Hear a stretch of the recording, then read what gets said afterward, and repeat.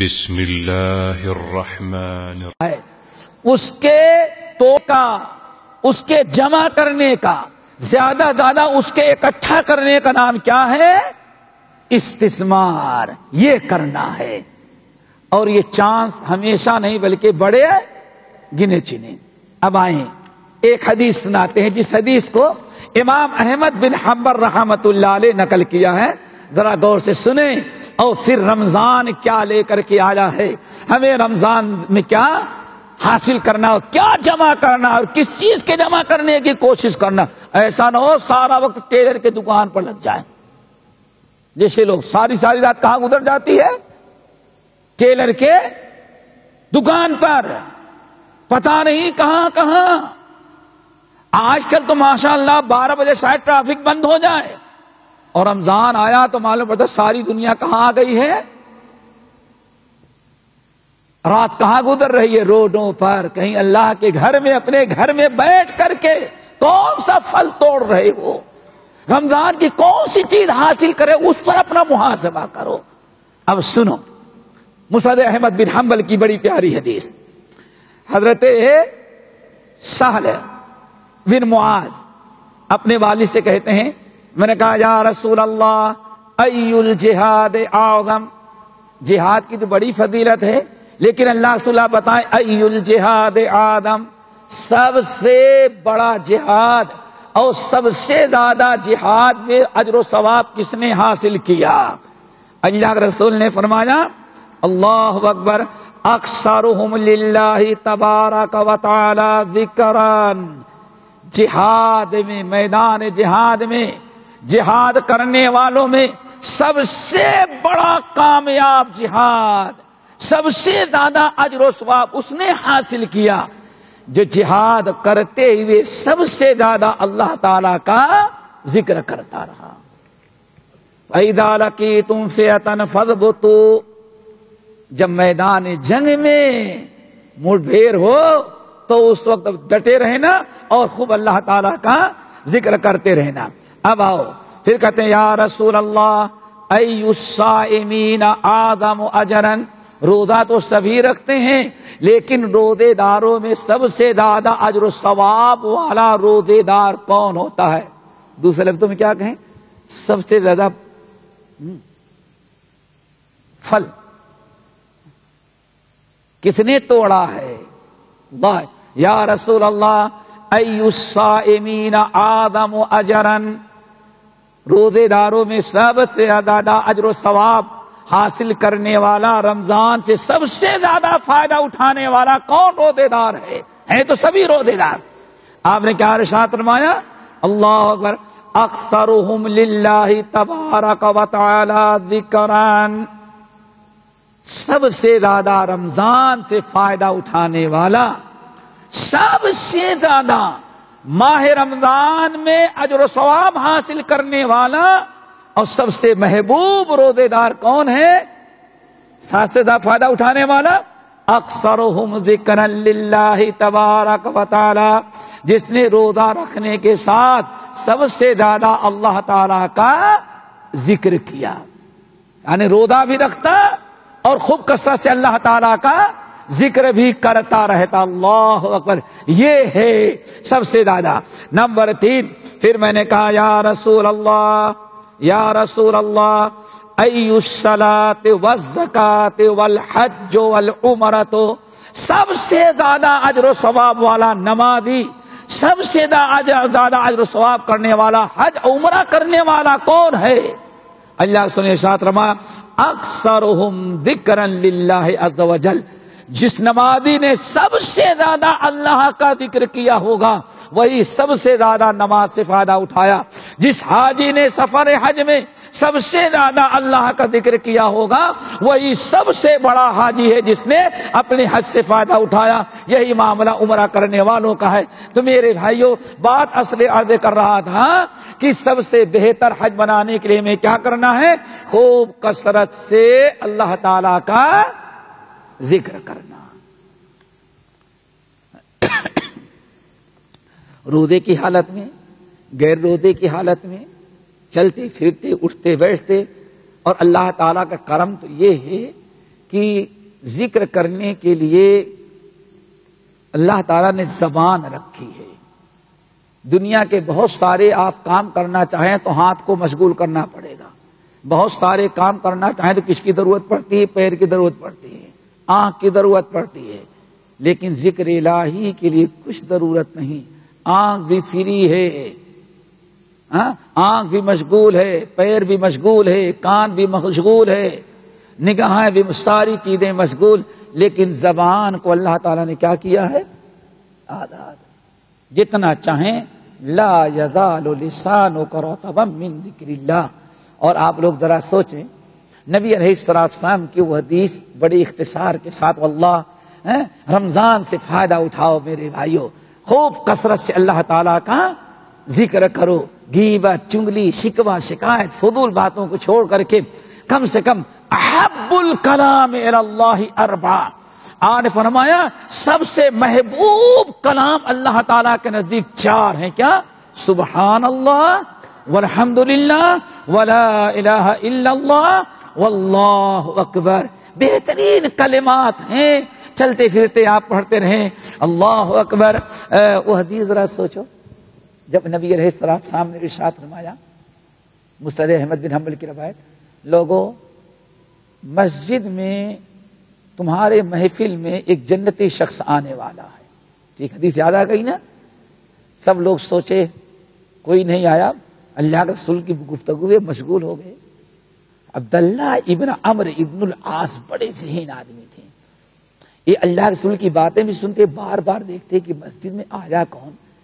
تو ایک دن دیکھا، غالباً سعد بن ابی وقاص ہیں، روایتوں میں جیسے آتا ہے، ایک سعد بن ابی وقاص آئے، وضو کیا، اپنے پانی کو جھڑکتے ہوئے جوتی لے کر کے آئے، مسجد میں رکھے اور تحیۃ المسجد پڑھ کر کے بیٹھ گئے. نبی علیہ السلام اپنی گفتگو جاری رکھے، لوگ آپ کی باتیں سن رہے ہیں. دوسرے دن پھر آپ نے فرمایا، لوگوں آج جنتی شخص آنے والا ہے تمہارے مجلس میں. سب سوچتے آئے گا تو بڑے ٹیپ ٹاپ کے ساتھ پتہ ہی چل جائے گا، اس لیے کیا غور فکر کرنے کی ضرورت ہے. حضرت عبداللہ بن عمرو بن العاص دیکھتے رہے. پھر دوسرے دن وہی آئے، کون؟ سعد بن ابی وقاص. کسی نے کوئی فکر نہ کی، یہی سوچے کہ پہنچا نہیں، آنے والا ہو، نہیں آیا ہوگا. چونکہ جنتی شخص آئے گا تو فرشتے ہوں گے، یہ ہوں گے، بڑے زوردار انداز میں آئے گی، یہ تصور تھا، نہیں آیا. تیسرے دن پھر آپ نے فرمایا، لوگوں جنتی شخص تمہاری مجلس میں آنے والا ہے. پھر وہی عبداللہ بن عمرو بن عاص کہتے ہیں، پہلے 2 دن جو دیکھا وہی، تیسرے دن پھر وہی آئے اسی حالت میں. کہتے ہیں تیسرے دن جب جانے لگے تو میں نے کہا صاحب سنیں، کیا ہے؟ اصل میں میری اور میرے والد کی آج دراصل لڑائی ہو گئی ہے، اور میں نے قسم کھا لیا ہے کہ 3 دن والد صاحب کے گھر میں نہیں جاؤں گا. تو 3 دن برائے مہربانی آپ اگر ہمیں اپنے پاس رکھ لیتے تو بڑی مہربانی آپ کی ہوتی. کھا جاؤ، ہمارے یہاں رہو. سعد بن ابی وقاص کو کیا پتا کہ اس کا کیا مقصد ہے. کہا چلو. کہا لیکن جہاں آپ سوتے ہیں وہیں میں بھی سوؤں گا. کھا جاؤ. 3 رات سوئے. 3 رات پوری، تینوں دن رات بھر عبداللہ بن عمرو بن عاص جگتے رہے اور سوچتے ہیں کہ ذرا دیکھیں یہ ساتھ کرتے کیا ہیں. وہ جنتی شخص جس کے متعلق اللہ کا رسول بیان فرمایا، 3 دن بیان فرمایا جنتی آنے، یہی شخص ہے، اس کے علاوہ کوئی نہیں ہوگا. تو تینوں دن آپ کے اعلان کرنے کے بعد یہی شخص آیا ہے. اللہ اکبر. 3 رات جگے، اللہ اکبر. میرے 3 رات 1 منٹ نہیں سویا عبداللہ بن عمرو بن عاص. دیکھتے رہے کہ کیا کرتا ہے. فجر کی نماز پڑھتے. 3 دن گزر گئے تو کہا بھائی دیکھو بات اصل یہ ہے، الحمدللہ آج تک میری اور میرے والد کے کوئی لڑائی نہیں ہوئی، کوئی قسم نہیں کھایا تھا. بات اصل یہ، میں نے 3 دن سنا کہ اللہ رسول نے فرمایا لوگوں جنتی شخص آنے والا ہے، اور تینوں دن آپ ہی کو ہم نے آتے ہوئے دیکھا، تو میں سمجھ گیا کہ آپ ہی وہ شخص ہیں جس کے متعلق اللہ رسول نے پیشن گوئی کی کہ جنتی شخص آنے والا ہے، کوئی دوسرا نہیں ہو سکتا. تو میں اپنے والد سے لڑائی کا بہانہ اس لیے کیا تھا کہ آپ کے یہاں رہ کر کے مسجد میں تم کیا کرتے ہو میں نے دیکھ لیا، باہر تم کیا کرتے ہو میں نے دیکھ لیا، الحمدللہ تم سے زیادہ عمل میں کرتا ہوں، اور گھر میں تم کیا کرتے ہو وہ نہیں معلوم کہ رات کو کیا کرتے ہو، اس لیے ہم آپ کے ساتھ سو کر کے دیکھنا چاہتے تھے، لیکن میں نے کوئی خاص عمل تو نہیں دیکھا، بس اتنا ہی دیکھا۔ اللہ الذین یذکرون اللہ قیاما وقعودا وعلی جنوبہم وَيَتَفَكَّرُونَ فِي خَلْقِ السَّمَاوَاتِ وَالْأَرْضِ رَبَّنَا مَا خَلَقْتَ هَذَا بَاطِلًا سُبْحَانَكَ فَقِنَا عَذَابَ النَّارِ۔ کہتے ہیں میں نے تو کچھ نہیں دیکھا، بس اتنا دیکھا ایک کروٹ سوتے سوتے جب دوسرے کروٹ بدلتے ہو کہتے ہو سبحان اللہ الحمدللہ، اور تو میں نے کچھ تم کو نہیں، اللہ اکبر، اور تو میں نے کچھ تم کو نہیں دیکھا۔ اس کے علاوہ کچھ عمل کرتے ہو؟ کہا کہ دیکھو سارے اعمال میں تم نے دیکھا، سونے کے وقت برابر جب نیند کھلتی ہے تو میں کیا کرتا ہوں، اور ہم کیا کریں گے، نیند ہی نہیں کھلتی ہے ہماری، نیند کب کھلے گی جب کوئی یاد کرے گا، اور تو نہیں جلدی نو بتاتی، اور اتنے ٹینشن ہمارے ہیں، کروٹ بدلیں گے تو پھر وہی دن بھر کا ٹینشن۔ اللہ اکبر۔ کہتے ہیں ایک چیز تو یہ ہے کہ جہاں کروٹ بدلا نیند کھلی تو سوچتا ہوں ایسے بیکار جگنے میں کیا فائدہ، جب تک دوبارہ نیند نہ لگے تب تک کیا پڑھ دو سبحان اللہ الحمدللہ۔ ایک تو یہ ہے۔ نمبر 2، جس دن سے کلمہ پڑھ کے مسلمان ہوا اور مجھے معلوم ہو گیا کہ مسلمان بھائیوں کی عداوت، نفرت، بغض، حسد کرنا ناجائز ہے، اس دن سے لے کر کے آج تک میں نے اپنے دل میں کسی مومن بھائی کے متعلق کوئی حسد آنے نہیں دیا، اپنے دل کو پاک رکھتے ہیں۔ اب ذرا سنیں، جائزہ لینے والے نے یا جو کہیں ان کے حالات پر 3 دن رہ کر کے ان کے ساتھ سو کر کے ریسرچ کرنے والے نے کیا رزلٹ دیا وہ سمجھ سننا ہے، وہ بتانا چاہتا ہوں۔ پورے 3 دن رہ کر کے کیا ریسرچ کیا، کچھ نہیں، سوتے ہیں کروا بدلے، نیند کھلی تو کیا پڑھ لیا، سبحان اللہ سبحان اللہ الحمدللہ ولا الہ الا اللہ، جب تک نہیں سوئے پڑھ لیا، اللہ اکبر۔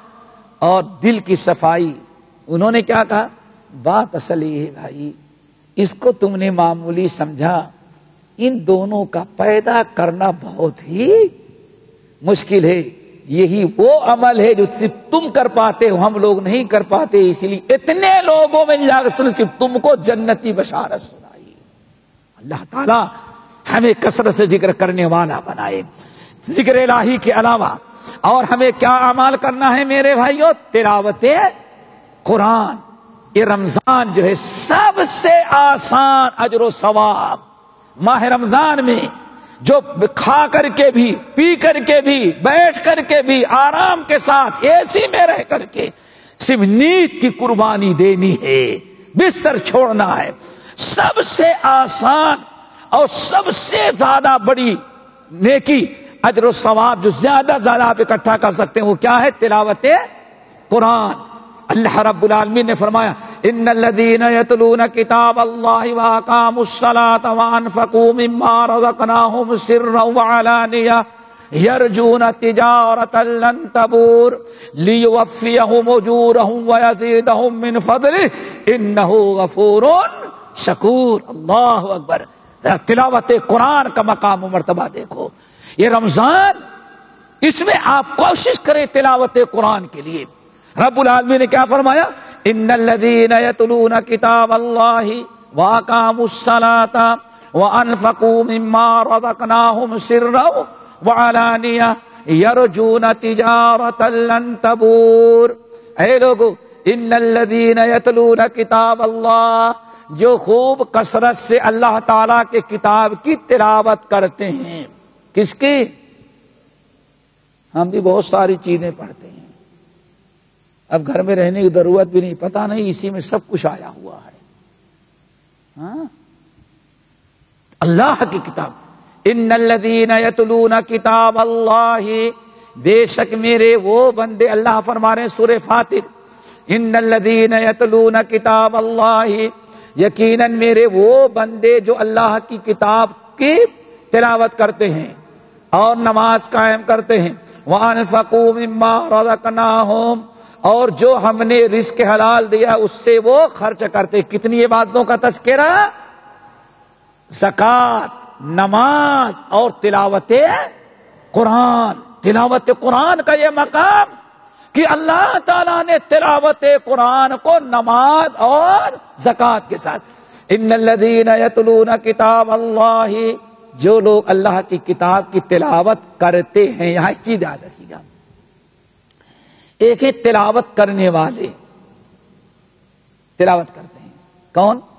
وہ بھی جو پیشہ بنا رکھیں، کوئی مرتا ہے تو تلاوت کر بخش دیتے ہیں، اپنے لیے کچھ نہیں رکھا، بلکہ بعض علاقوں میں تو ایسے گانٹھ باندھے، کتنا دو کھول دیا اڑ گیا، جو ثواب پہنچ گیا۔ ایک تو یہ بھی تلاوت کرنے والے ہیں، دوسرے وہ ہیں جو ماشاء اللہ رمضان میں ایک ختم کر لیا تو سمجھتے ہم نے قرآن کا حق ادا کر، اب اس کے بعد نہیں، بند کر دیا، اب اگلے رمضان کا پھر انتظار، یا کہیں مردوں کی قرآن خوانی میں پارٹی ہے تب جائیں گے ورنہ اب نہیں۔ اور ایک وہ ہیں جہاں موقع ملا قرآن کی تلاوت، فرق ہے۔ تو یہاں کس کی فضیلت بیان ہو رہی؟ یتلونا، یہ ایسا جملہ ہے عربی قواعد کے اعتبار سے کہ اس میں استمرار ہے، دوام ہے، کنٹینیو، یعنی ان الذین یتلون کتاب اللہ، جو برابر اللہ تعالیٰ کی کتاب کی تلاوت کرتے ہیں، رمضان میں بہت زیادہ کرتے ہیں، لیکن رمضان کے علاوہ بھی عام دنوں میں قرآن کی تلاوت کرتے ہیں۔ دوستو، اللہ تعالیٰ کی کتاب کی تلاوت کرنے والے بنو، زیادہ نہیں، تھوڑا ہی صحیح، لیکن افسوس سر افسوس، کیسے ہم مسلمان ہیں کہ رمضان میں ایک مہینہ قرآن کھول کر کے پڑھ لیا، اب 11 مہینے کے لیے جزدان میں لپیٹ کر کے شو کیس میں ٹانگ دیا ہے، سمجھ گئے نا؟ اور میں برابر کہتا ہوں، ٹی وی اور فلمیں تو سال کے 11 مہینے کھلے، صرف رمضان میں اس چادر اڑا دی گئی، اور لیکن اللہ کی کتاب کا معاملہ آتا ہے تو ایک مہینہ پڑھتے 11 مہینے بند، اور ٹی وی ایک مہینہ بند رکھتے 11 مہینے کھلا رکھتے۔ سوچو تمہارے گھروں میں ٹی وی کے برابر بھی قرآن کی اہمیت نہ رہ جائے، یہ کتنی بڑی بدبختی اور بدنصیبی ہے۔ قرآن کی تلاوت کا موقع نہ لگے، ہر چیز تم پڑھتے ہو، نیوز دیکھتے ہو، ڈرامے دیکھتے ہو، میچ دیکھتے ہو، کتنا وقت اپنا لگا دیتے ہو، لیکن اللہ کی کتاب کی تلاوت کے لیے آدمی کے پاس ٹائم نہیں رہتا۔ رمضان آ گیا، تلاوت میں اور اضافہ کرو، ان الذین یتلون کتاب اللہ واقاموا الصلاۃ وانفقوا مما رزقناہم سرا وعلانیہ۔ اللہ اکبر، قرآن کی تلاوت کرو، جتنا فائدہ، ہر حرف پر کتنی نیکی؟ 10۔ اور روزے کے ساتھ قرآن کو اللہ تعالیٰ نے جوڑ دیا ہے، نبی علیہ الصلوۃ والسلام نے جوڑ دیا ہے۔ میرے بھائیوں، ہمیں حدیث یاد آئی مسند احمد بن حنبل کی حدیث، ذرا سوچو، اللہ تعالیٰ سے دعا کرو، رمضان میں تلاوت قرآن شروع کر رہے تو رمضان کے بعد بھی تلاوت کریں، لیکن رمضان میں تو جتنا زیادہ سے زیادہ تلاوت کر، ایک ختم پر اکتفا نہ کرو، سمجھ گئے نا؟ جتنا زیادہ آپ تلاوت کر سکتے ہیں، سلف جو ہے کئی ختم کر ڈالتے تھے ماہ رمضان میں۔ اس کو شہر القرآن کہا جاتا ہے، چونکہ اسی مہینے میں قرآن نازل ہوا، اور نبی جبرائیل امین باقاعدہ نبی علیہ السلام کے ساتھ قرآن کا دور کرنے کے لیے آیا کرتے تھے۔ قرآن کی تلاوت کا کتنا اونچا مقام و مرتبہ، مسند احمد بن حنبل کی حدیث۔ اللہ دعا کرو یہ فضیلت سب کو نصیب ہو۔ اللہ کے رسول ارشاد فرماتے ہیں، یلقى القرآن صاحبہ کالرجل الشاخب، شاخب، قیامت کے دن جب قبر سے مردے نکلیں گے، حشر کے میدان میں آئے تو قرآن اپنے ساتھی سے مراد پڑھنے والا، اپنے ساتھی کو ڈھونڈے گا، اور اللہ سے نے کتنا پیارا جملہ استعمال، کر رجل شاخب، کر رجل شاخب، رجل شاخب، رجل کی معنی آدمی، شاخب کس کو کہتے ہیں؟ سین الف خا اور با، جیسے صاحب لکھتے ہیں نا وہ شاخب، خا اور با کس کو کہتے ہیں؟ اللہ اکبر. قیامت کے دن حشر کے میدان میں قرآن اپنے ساتھی کو ڈھونڈے گا اور پکڑ لے گا ڈھونڈ کر کے. اور کیسے ڈھونڈے گا؟ کالرجل الشاخب، عارف جیسے رجل شاخب، رجل کے معنی شاخب آدمی کی طرح. شاخب کس کو کہتے ہیں؟ اللہ تعالیٰ سے دعا کرو نصیب ہو جائے قرآن ایسے ہی ڈھونڈے ہم کو اور آپ کو. شاخب کی مثال یہ دیں، آپ اپنے بچے کو، ٹھیک ہے نا، اب اللہ کے رسول جو جملہ استعمال فرمائے وہ کتنا بامعنی اور کتنا عبرتناک. رجل شاخب عام نہیں اعلان کر رہا ہو کہاں ہے بھائی، نہیں. قرآن کیسے؟ آپ بازار میں گئے، کہیں ایئرپورٹ میں گئے، کہیں مارکیٹ میں ہیں، کہیں پارک میں ہیں، آپ کا بچہ غائب ہو جائے، آپ کو پتا نہ چلے کہ بچہ کہاں، یا آپ نے بچے کو کہیں بیٹھایا، آپ کسی کام سے چلے گئے اور آپ کہاں بیٹھائے تھے وہ جگہ بھول گئے. اب آپ اپنے بچے کو کتنی پریشانی سے ڈھونڈیں گے؟ کیا خیال ہے؟ ہنستے ہوئے ڈھونڈیں گے؟ موبائل بند، ساری دنیا کو انسان بھلا دیتا ہے صرف اپنے بچے کے لیے. کبھی ادھر بھاگے گا، کبھی ادھر بھاگے گا، کبھی یہاں پریشان، کبھی ان سے پوچھے گا. چہرے کی رنگت بدل گئی، پریشان اور حیران، ہائے ہمارا بچہ کہاں چلا گیا. اس کو کیا کہا جاتا ہے؟ رجل شاخب. اللہ آپ نے فرمایا جیسے انسان کسی اپنے ہمدرد اپنے بچے کو ڈھونڈنے لگے، اپنے بوڑھے ماں باپ کو ڈھونڈنے لگے، ارے باپ معذور ماں معذور کہاں چلی گئی، یہاں میں نے بیٹھایا تھا، اس وقت آپ کے ڈھونڈنے میں آپ کے چہرے کی رنگت بدل